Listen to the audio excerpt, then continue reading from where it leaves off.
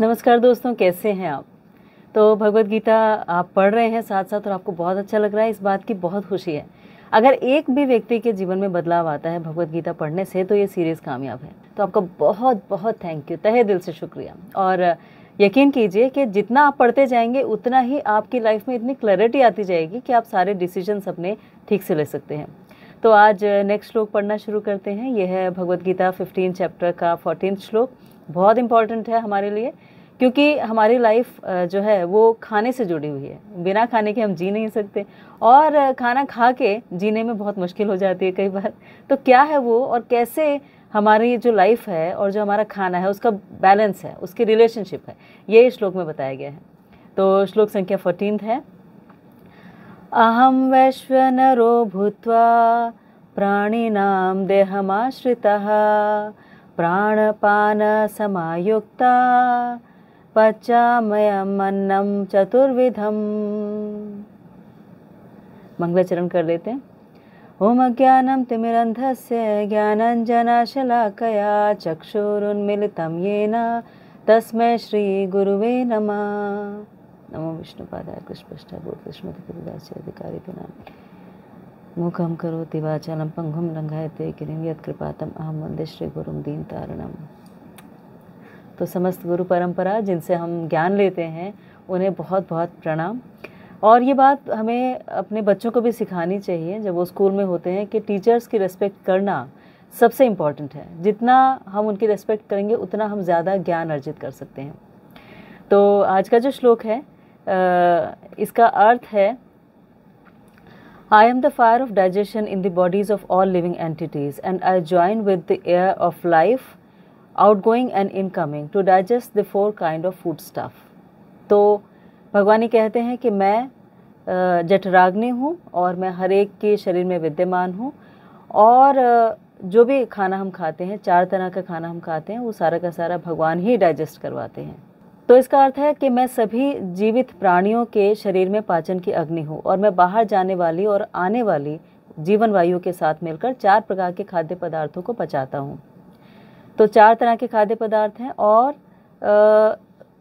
भगवान जो हैं, जो यहाँ पर बता रहे हैं कि मैं सारे जीवों के शरीर में पाचन की अग्नि हूँ। तो बहुत कम लोगों को हम में से ये पता है कि हमारे बॉडी के अंदर एक अग्नि होती है, आग होती है, जो सारे खाने को पचाती है। और ये जो अग्नि होती है इसे जठराग्नि बोलते हैं। अगर आप आयुर्वेद कभी जानते हो या किसी से संपर्क में आए हो जो आयुर्वेद को जानते हैं तो वो आपको बताएंगे कि ये जो डाइजेशन प्रोसेस है ये सिर्फ उस जठराग्नि की वजह से है। अगर हमारी बॉडी में जठराग्नि ना हो तो फिर हम कुछ भी डाइजेस्ट नहीं कर पाएंगे। तो जो भी हम खाते हैं वो डाइजेस्ट इसीलिए होता है। और ये अग्नि भगवान कहते हैं कि ये अग्नि मैं हूँ। तो आपने पहले श्लोक में देखा कि बाहर जो कुछ है अवेलेबल है वो भगवान है, उनके द्वारा आता है, वो हमारे मेंटेनर है, वो हमारे पालन करता है। और हमारे अंदर जो कुछ है उसमें भी परमेश्वर परमात्मा के रूप में हमारे अंदर रहते हैं और वो अंदर भी हमारे सारे सिस्टम को चलाते हैं, जिसमें से सबसे इम्पॉर्टेंट है खाना, यानी ईटिंग, स्लीपिंग, मेटिंग, डिफेंडिंग। ये 4 चीज़ें भी भगवान के एनर्जी से होती हैं। अगर भगवान नहीं चाहें तो हम ये 4 काम भी नहीं कर सकते। ना तो खाना खा सकते हैं, ना सो सकते हैं, ना अपनी रक्षा कर सकते हैं, ना इंद्रिय तृप्ति कर सकते हैं। अब जो आयुर्वेद है वो ये कहता है कि जो जठराग्नि है जिसकी बात इस श्लोक में कर रहे हैं वो हमारे खाने को डाइजेस्ट करती है। और अगर वो खाना डाइजेस्ट नहीं होता है तो सारी प्रॉब्लम शुरू हो जाती हैं, जैसे एसिडिटी हो गई या हार्ट प्रॉब्लम्स हो जाती हैं लोगों को, या बीपी हाई हो जाता है, या और तरह तरह के इश्यूज जो होते हैं, जैसे बीपी हाई होगा, पैरालिटिक अटैक भी हो सकता है, हार्ट स्ट्रोक हो जाते हैं। तो ये सारी प्रॉब्लम्स बेसिकली पेट से रिलेटेड हैं। और पेट मतलब कि आपने जो खाया वो आपको डाइजेस्ट हुआ या नहीं हुआ। और आज के टाइम में जठराग्नि को स्ट्रॉन्ग रखना और ज़्यादा इंपॉर्टेंट है, इसीलिए श्लोक और इम्पॉर्टेंट हो जाता है कि हम भगवान से प्रे करें कि वो जठराग्नि के रूप में हमारे अंदर विद्यमान रहें और हमें जो कुछ हम खा रहे हैं उसे डाइजेस्ट करवाते रहें।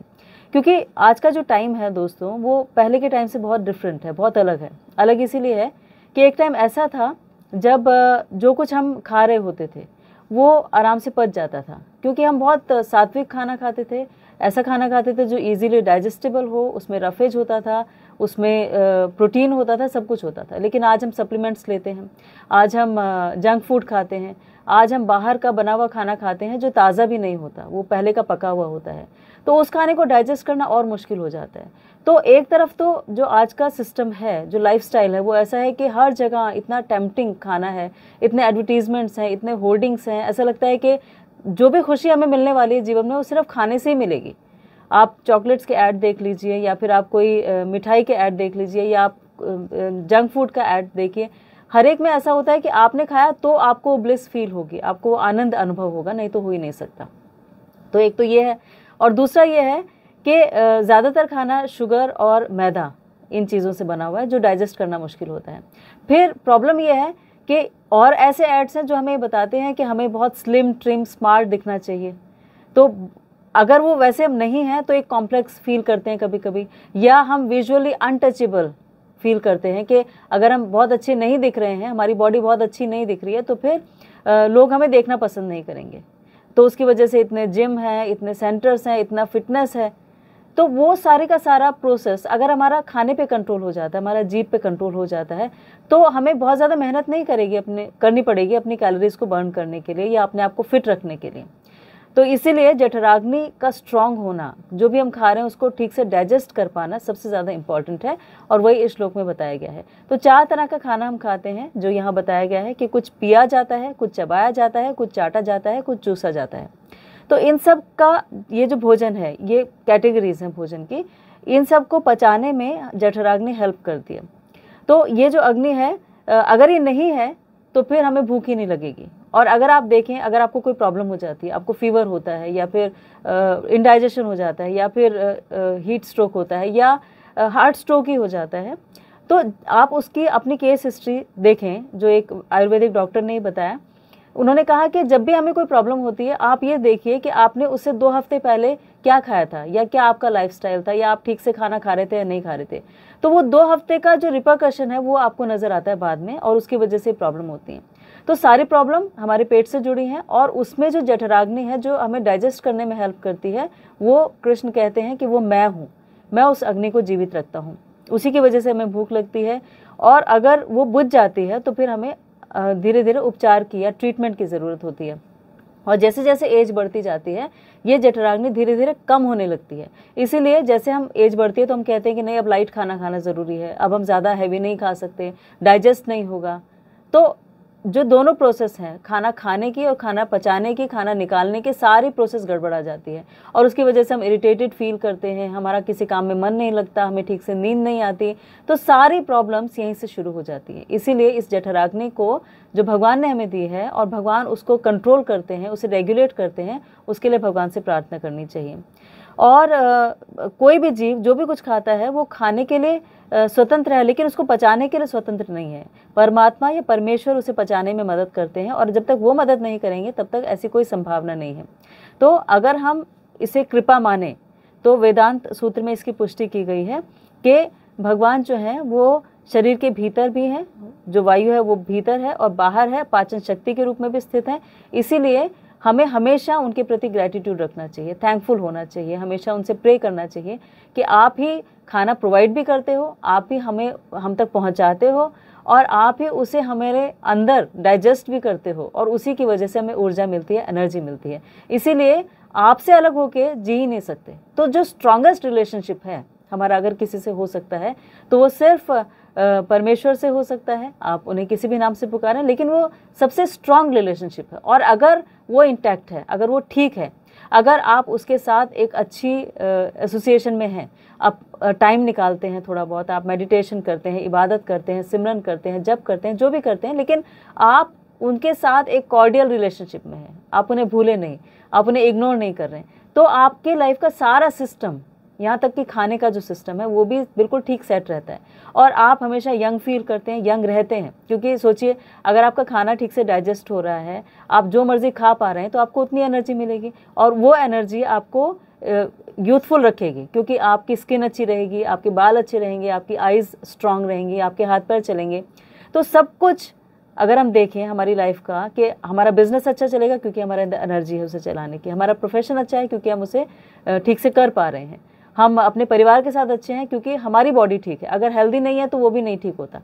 तो हर तरह से ईश्वर हमारे जीवन में जुड़े हुए हैं, कहीं भी अलग नहीं हो सकते। इसीलिए उन्हें याद रखना हर समय बहुत ज़्यादा ज़रूरी है। और यही इस श्लोक का क्रक्स है या टेक अवे है आज के लिए, कि प्लीज़ उनके लिए 24 घंटे में से आधा घंटा भी आप निकाल सकें तो बहुत आपकी लाइफ बैलेंस्ड हो जाएगी। आप बहुत एक फील गुड फैक्टर जो है ऑक्सीटोसिन है वो रिलीज़ होगा, आप अच्छा फील करेंगे, और आप अच्छा फील करेंगे तो आपकी वाइब्रेशंस सारे एनवायरनमेंट में जाएगी, परिवार में जाएगी, समाज में जाएगी, देश में जाएगी, और सब ब्लिसफुल या खुश फील कर सकते हैं। तो प्लीज़ इसे फिर से पढ़िएगा। अगर इसमें कोई डाउट होंगे तो आप कमेंट सेक्शन में लिख सकते हैं। आपने आज की वीडियो देखी, इसके लिए आपका बहुत बहुत थैंक यू, धन्यवाद, शुक्रिया।